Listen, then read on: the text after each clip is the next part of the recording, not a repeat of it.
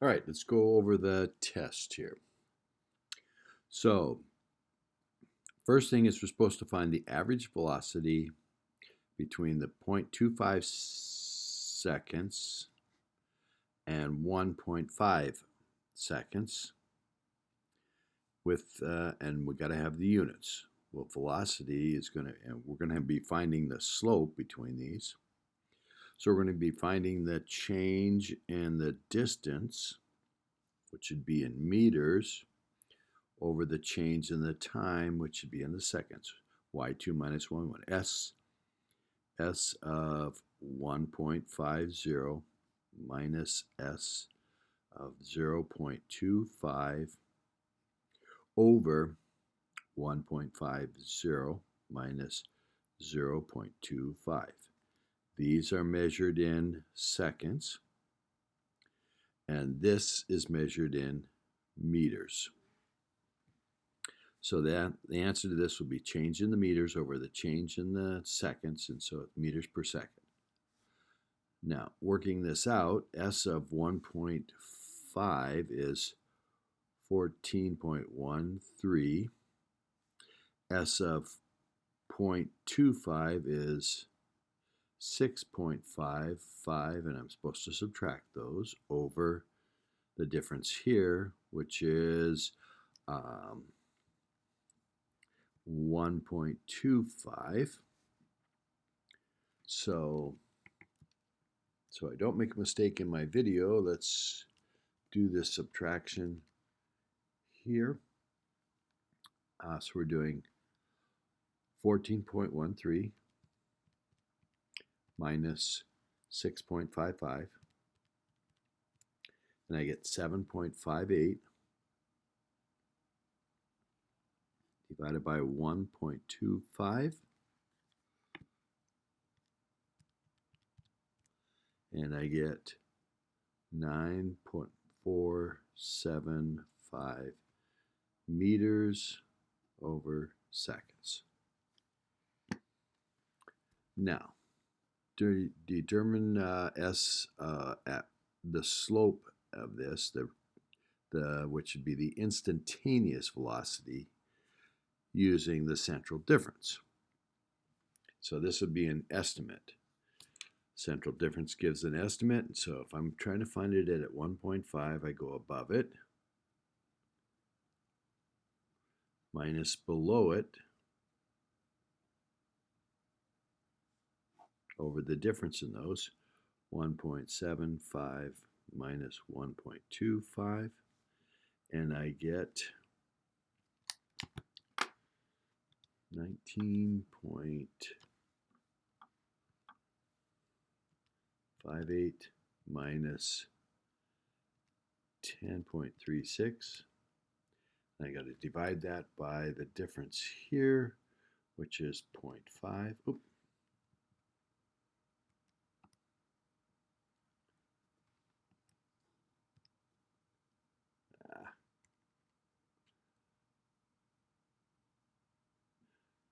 19.58 minus 10.36 divided by 0.5 is 18.44.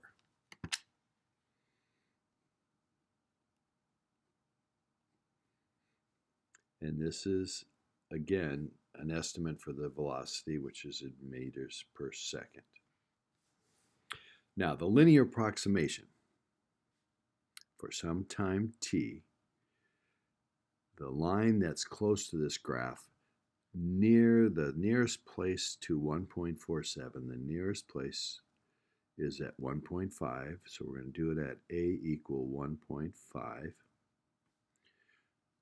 And so we need to know the slope at 1.5. Well, that's this one, so that's 18.44 times x minus what we're working it from, and that's at 1.50, plus s at 1.5, which is 14.13, and this is to get s, which will be the answer will be in meters, and we want to do it at 1.47, so we put in for x 1.47. So I'm going to get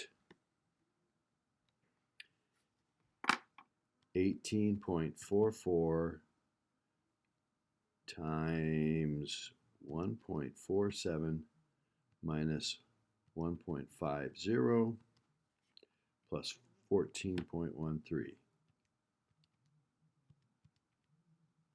And I end up with 13.58 meters. Okay. Next one. This is the bungee jumper. We've talked about this person a lot. In feet per seconds, and we want to know the height at 12. Now I could try typing this in on my calculator, but it's a lot easier if I just go to the y equals and type the equation in. So clear that one and type in 100 cosine 0.75 times, calculate like x, close parenthesis, e to the negative 0.2x, come out of the exponent, plus 100. Now, I can then go to second table, and since I've got my table set on ask for the independent, I can go to the table and delete those and type in 12, and it tells me it's 91.73.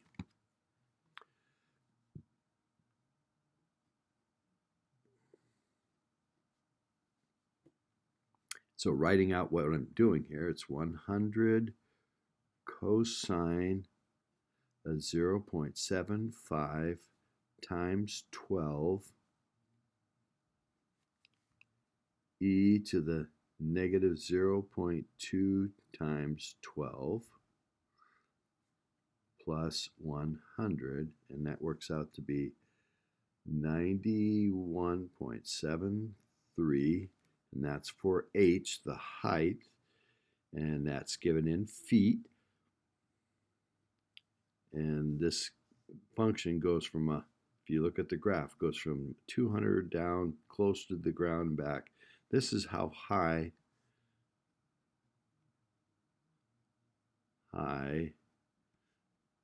the bungee jumper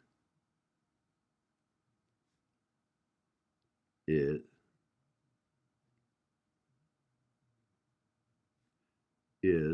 at 12 seconds.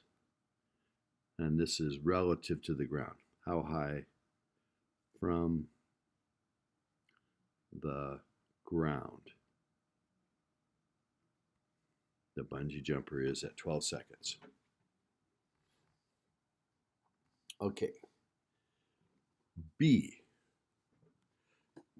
So I've answered A, had 2 parts in it, 3 points and 3 points. Determine h at 12, give the units, that's the first answer, and tell what this means in terms of this context. Now we're supposed to find h prime of 12. Now, since I have the equation already typed in, I can do y1.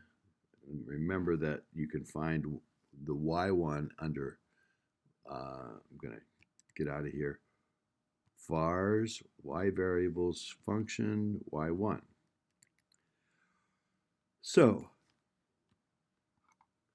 there's 2 formulas that we can use for the definition. F of b minus f of a over b minus a, or f of b a plus h minus f of a over h. So here I'm using x as h. Here I'm using x as b. That's supposed to get close to, I'm supposed to be doing this at 12. So I'm going to go down here and change this to 12. So as B gets close to 12, and so down here has to be 12. If I'm doing the A plus H minus A, then this 2 needs to be 12, and this 2 needs to be 12, and then H is going to 0. So now, this saves me having to type this whole equation out, remembering to put parentheses on this, and parentheses on the second part that I am subtracting, because the minus goes to everything, including the 100. And it's often, when you're typing that much in, it goes off the screen, it's really hard to tell if you got it. I really recommend you get used to doing this. So now, if I want to use this one, I want x to get close to 12. So second table, and 12, it's giving me an error. But if I do 11.999, it's giving me negative 1.154. If I just go past 12, 12.001, I get basically 1.15 negative. So I get using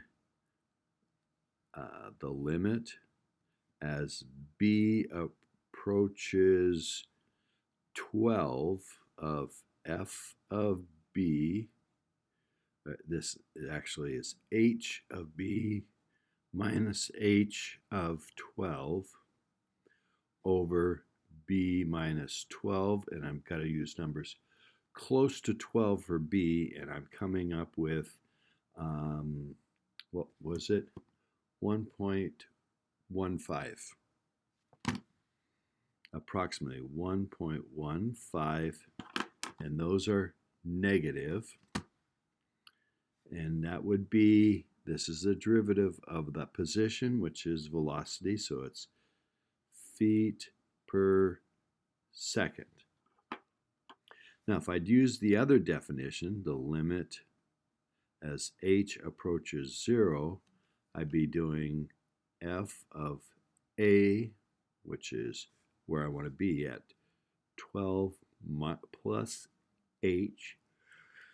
So I'd have to put 12 plus h in for the 12 and for the 12, and that in place for the t and t. 12 plus h in both of those, minus f of 12, which we already figured out, so minus that, over h as h gets small. So instead of having to put in the 12 plus h into this equation and write all that, and then put 12 into this and write all that, which is just that number, I can go to my y equals and say,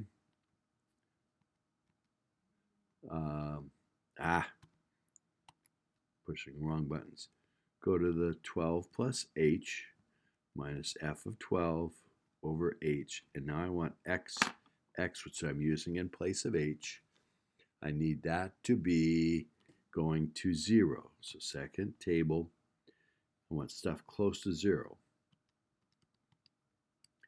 And minus 0.001. And either case, I'm getting that same minus 1.15.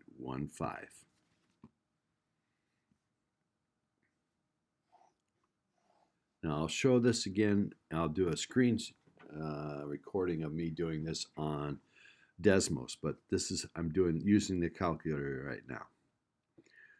Okay, write a sentence which explains what this means. Well, h prime is the speed or velocity, and it's negative, so it means it's falling.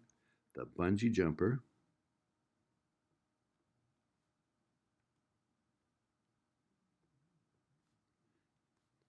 falling at a rate of 1.15 feet every second. Okay, so I'm going to interpret the negative and the 1.15. The following is the negative, and the 1.15 feet per second is the speed. All right, write a sentence explains that. Okay, we did that. D. Determine whether h double prime of 12 is positive or negative or 0. H double prime is talking about the curvature. So now I need to look at the graph of this. I don't need to see the graph of this one, so I'm turning it off by going on to the equal. Don't need that one, and pressing enter. So now it'll just graph this, and now I got to work on my window. The time for the bungee jumper is going to be somewhere between 0 and 20. And the height is going to be somewhere between 0 and 200. So if I push graph, and now to know whether the second derivative is positive or negative, I need to look at the curvature at 12. So if I trace, I'm at 10, and I keep moving, I'm close to 12 right here, and it looks like it's concaved up.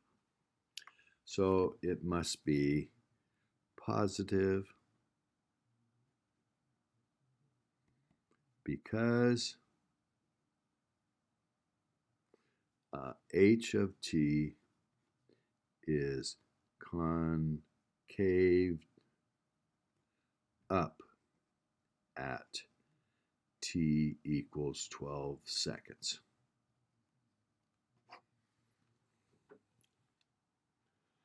Tangent line. The tangent line is at some value that we're interested in, which is 12, and it's equal to the slope, and this is of t, it's equal to the slope at 12, and the slope at 12 was negative 1.15.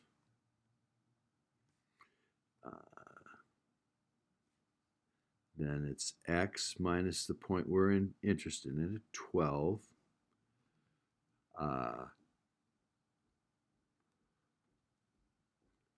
Plus, we know the slope at 12. We're interested in working from 12. And the y value at 12 was 91.73 in the first part there. And so if I work this out at, I'm interested in at t equal 12. Well, just find the equation line. Well, there's the equation line for centering it at 12, slope at 12, and the y value at 12. So that's that one.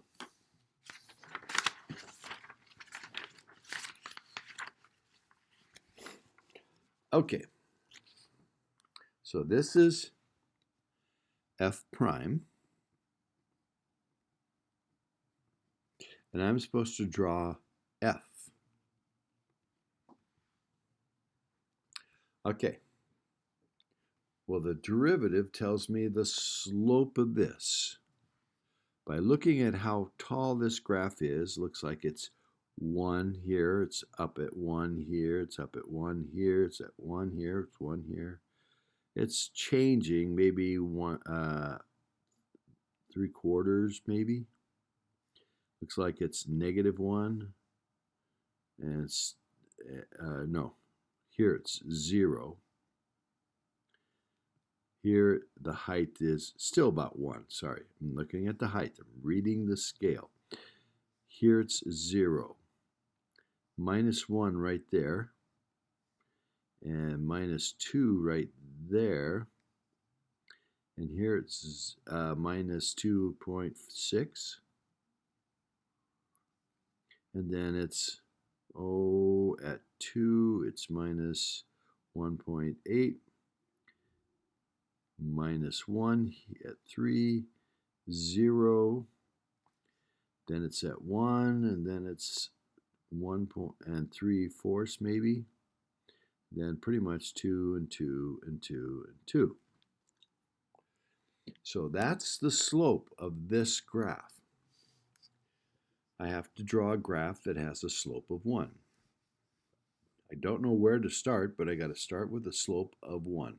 So I'm just going to start it here, and I'm going to be going up with a slope of 1 all the way till just about to 5 in the x, and then it starts getting less slope, less steep, and by just past 4, it's maxed out.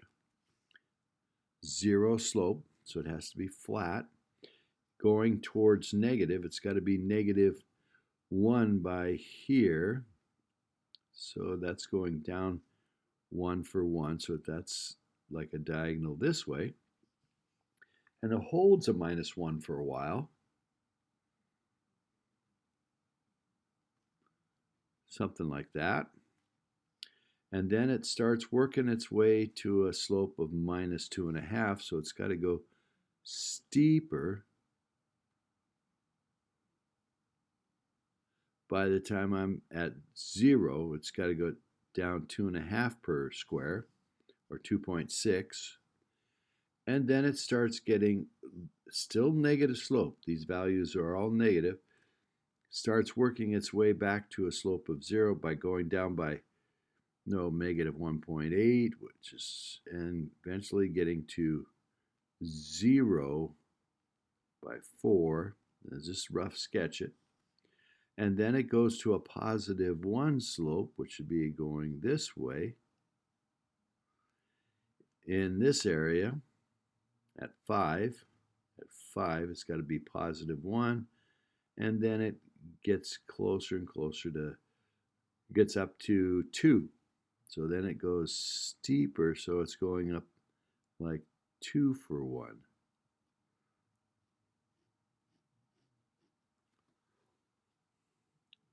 So I'm just making this graph have these numbers slope.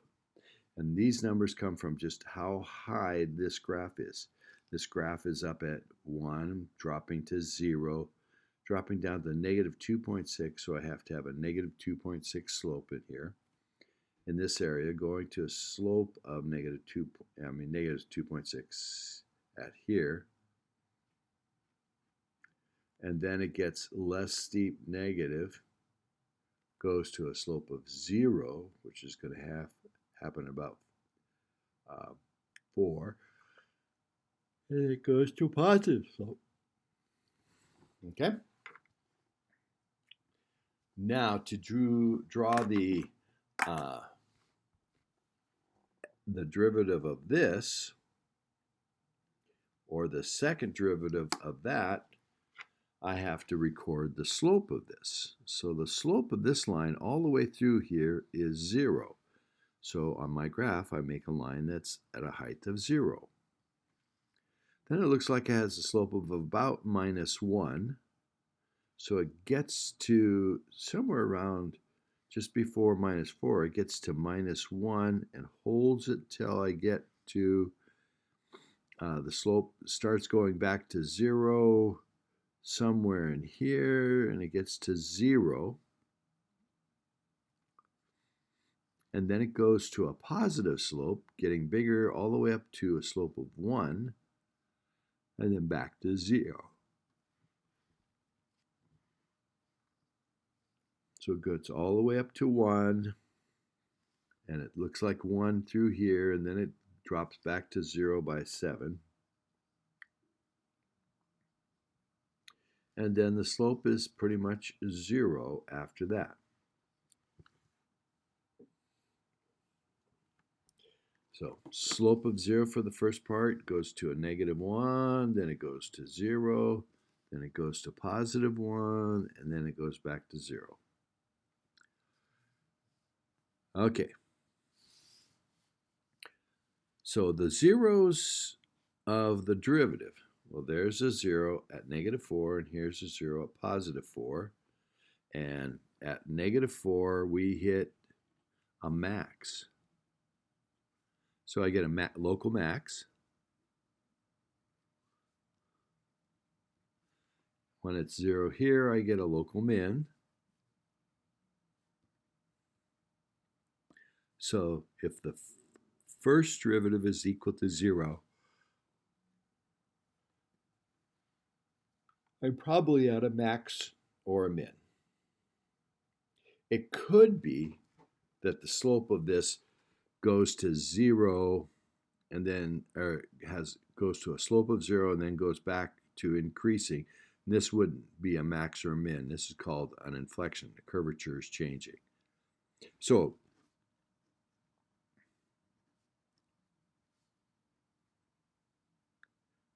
an inflection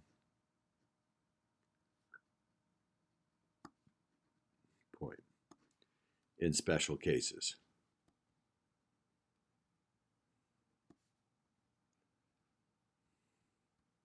But usually means we're at a local max or local min.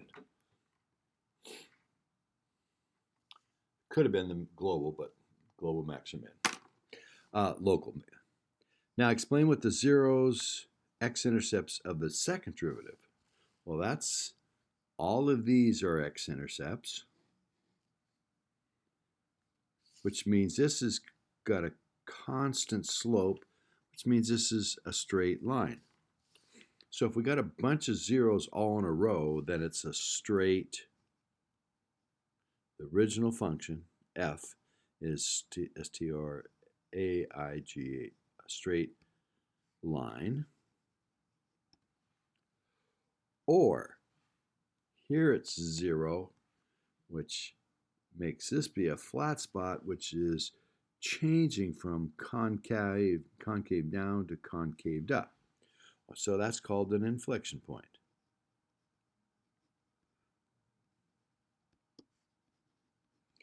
So the second derivative equals 0. It says if it's 0 for a ways, then it's straight. Notice it's 0 here, and it looks pretty straight. 0. Straight. But right in the middle, it's 0, and that's where the curvature goes from concave down to concaved up. So it could be an inflection point where the curvature is changing directions. Changing from positive concaved up to concave down. Oh, and that's when this is there. So I've got these mixed up here. So it's an inflection point, or it's a 0, it's a straight line. I'm doing, no, that's right place. All right. Now, how do we know that f of x is concave down between -4 and 0? You can see it's concave down, but we can also see that it's just got a, this is decreasing or this is negative. So you can say f prime of x is decreasing, which means it'll have a negative slope, which means the second derivative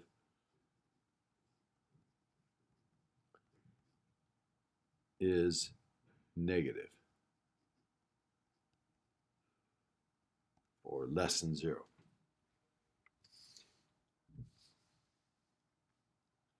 So if this is decreasing, this will be concave down. If this is negative, this will be concave down. Notice this is positive, this is concaved up. Notice this is 0, so it's straight. Notice this is going down, so it's concave down, has a positive slope, so it's concaved up. Positive slope, no slope, it's going straight. It's got a slope of 2, so it's going straight at a slope of 2. 1s, so it's straight at 1s. Okay, that's the idea of that problem.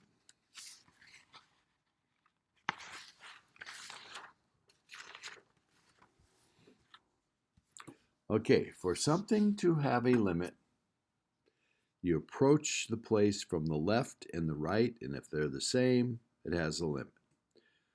Well, this is just saying what happens when we approach from the positive side. So we're going from the positive towards -6. -6 is right here, and if I follow this graph going towards -6 in the x's, the graph is dropping and we'll head towards -3. Now it says, what's the limit at -6? Well, to have the limit, it has to have a right-hand limit and a left-hand limit, and they have to go to the same place. There is no left-hand limit.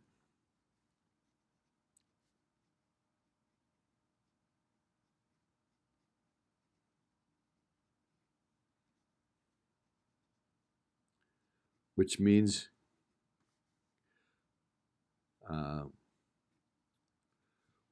that there's no limit,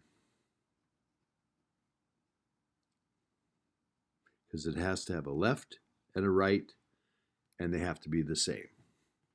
At -3, this is going towards 1.4 from the left, and from the right it's going to 1.4, so its limit will be 1.4. And we're supposed to now look at going towards 4. Well, from the left it's headed towards a height of 1. From the right it's headed towards a height of 1. So this has 1. Has to have a left and right, and they have to go to the same place. They both went to 1. Now, to be continuous, it has to have a limit and a value, and they have to be equal. They have to be equal. So if they're not equal, which I wrote there, means they're not continuous. So at -6, well, at -6, there was no left hand, so there's no limit. So this is not continuous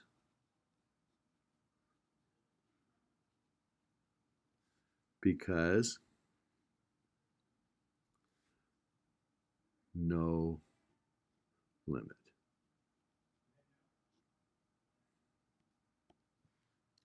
How about at -3?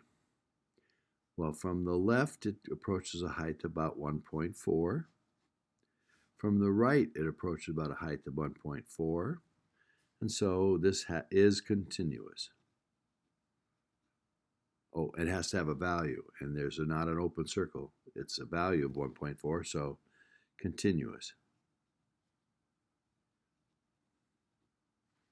How about at 0? From the left, it approaches 2. From the right, it approaches 2. So it has a limit. Does it have a value? That's an open circle, so there's no value. So not continuous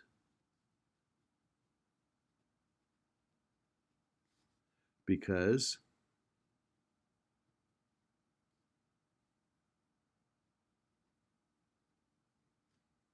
no value.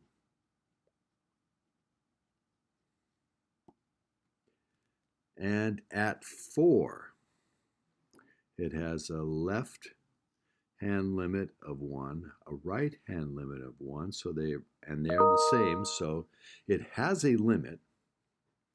It has to have a value, and there is a value. It's 3. The limit is 1, the value is 3.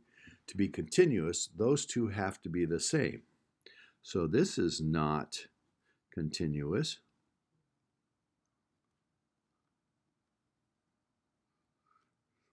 Because the limit,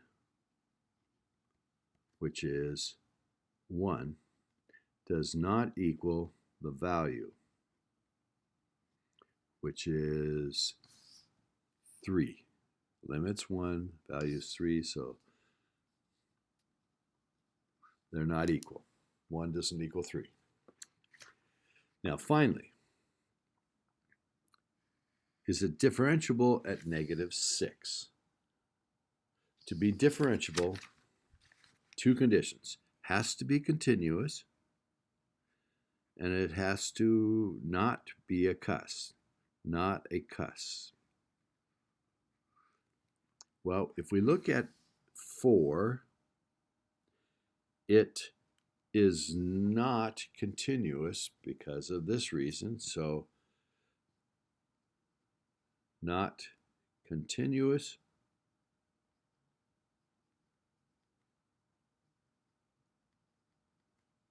At x equal 4, so not differentiable.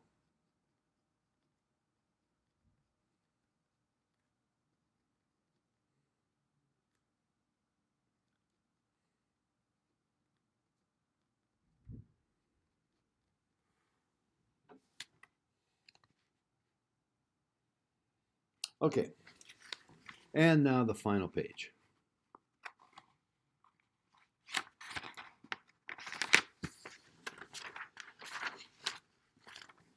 Now, just like we did in 1, we're going to use the limit definition, and there's 2 of them.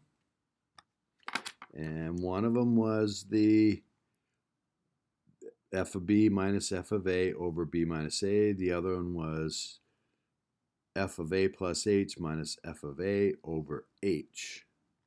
So I've got this in here, those 2 definitions. I just need to change my function to x squared tangent x. So I'm going to clear this and go x squared tangent x. I could graph it if I want, but I don't really want to look at the graph. I don't even really care. I just want to know what the slope is at 2. So now I need to do 2's instead of 12's. So delete the 1 there, delete the 1 there, and now I would let x be close to 2, so I'll pick numbers right around 2. In this one, the 12 would have to be 2, and for this one, I would pick x is close to 0. So I'm going to go over to here, and I don't need to pick at 12, I need to pick at 2. Of course, 2 will be error, but close to 2 would be 1.999 or 2.001, and it's giving me 14.358, 14.36 or something like that. And I would have to show my limit definition, so I'd be doing the limit as b approaches 2 of f of b minus f of 2 over b minus 2, and let 2 go to 0. Now this would look like, if you were typing in it longhand, this would be b squared tangent b minus 2 squared tangent 2 over b minus 2. And if I use technology, I'd put an x there and an x there and an x there, and I'd work this out. But I'd have to make sure I put this in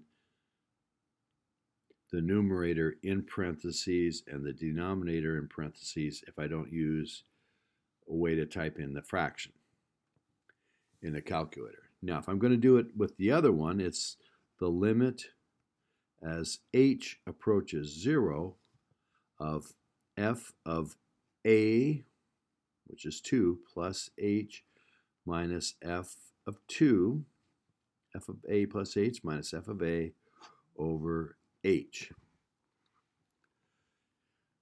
And so if I were going to type this out on a calculator, I'd be doing, in place of the x, 2 plus h squared tangent of 2 plus h, all of this minus putting 2's in here, so it'd be 2 squared tangent 2 over h. And I'd use x's instead of the h's on my calculator or my technology and try to make it go to 0.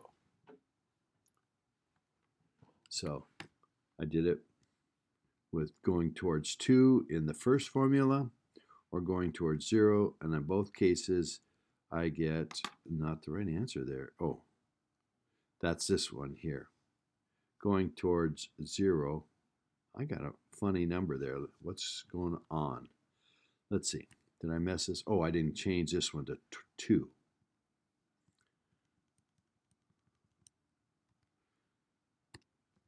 Okay, so now table, they should both go to the same numbers.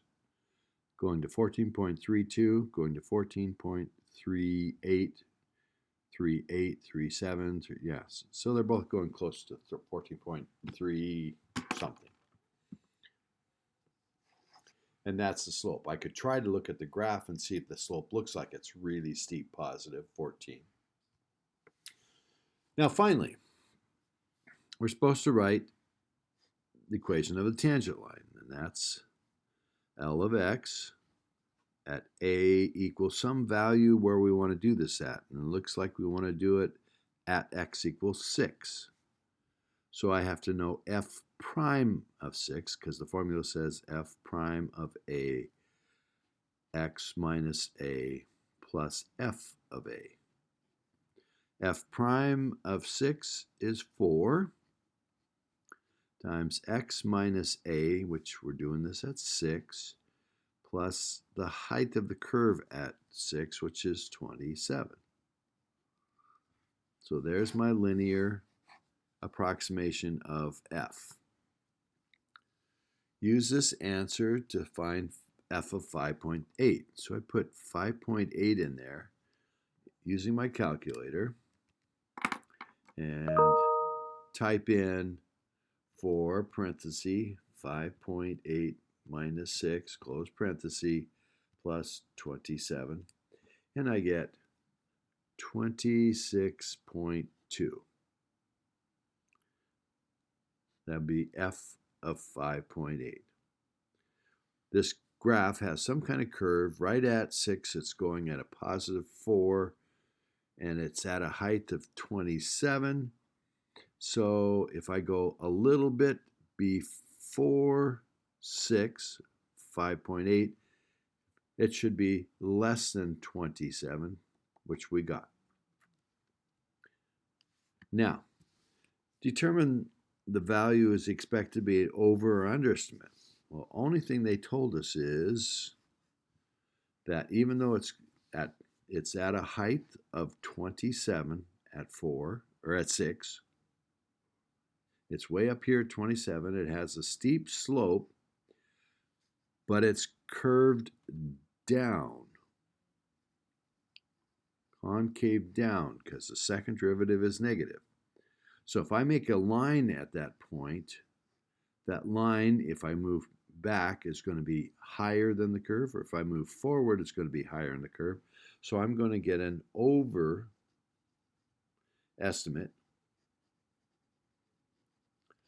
because f of x is concaved down, f double prime at 6 is less than 0, negative.